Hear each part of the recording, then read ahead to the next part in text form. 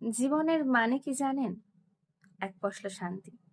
হ্যাঁ, মাঝে মাঝে মনে হতেই পারে বড় অর্থহীন এই জীবন।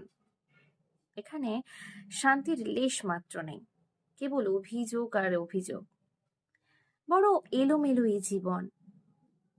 কই, আমাদের চারপাশের মানুষগুলো তো বেশ ভালোই আছে, বেশ শান্তিতেই আছে। কেবল আমার জীবনটাই কেমন যেন বিভিন্ন সমস্যায় জর্জরিত। আসলে তেমনটা কিন্তু নয়। বারবার মানসিক আঘাত পেতে পেতে যখন আমরা মানসিকভাবে বিধ্বস্ত হয়ে পড়ি, ভেঙে পড়ি, তখনই দানা বাঁধে হতাশা।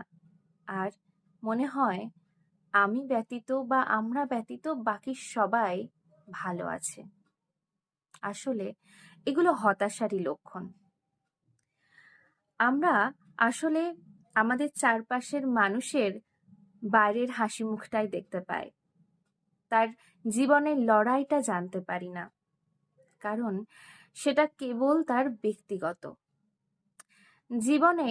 লড়াই করতে করতে সে অনেক কিছু অ্যাকসেপ্ট করে নিতে শিখে গেছে, আর বুঝে গেছে শান্তির মূল মন্ত্রটা ঠিক কি।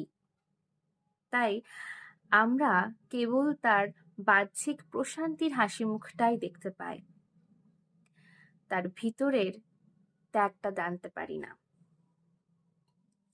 আমরাও যদি আমাদের জীবনে অনেক কিছু অ্যাকসেপ্ট করে নিতে শিখে যাই, তাহলেই আমাদের জীবনে সবসময় শান্তি বিরাজ করবে।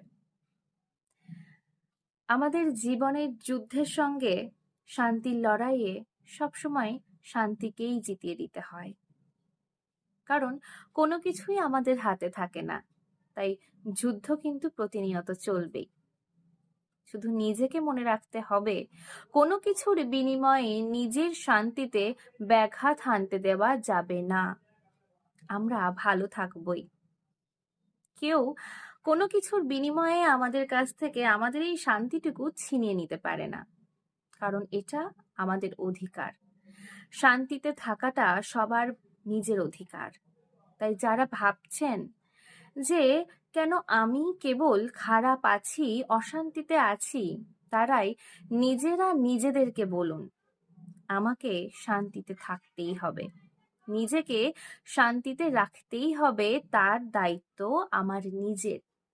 কারণ প্রত্যেকের নিজের দায়িত্ব নিজেকে ভালো রাখার, নিজেকে শান্তিতে রাখার। তাই সবাই ভালো থাকুন, ভালো রাখুন, নিজে শান্তিতে থাকুন।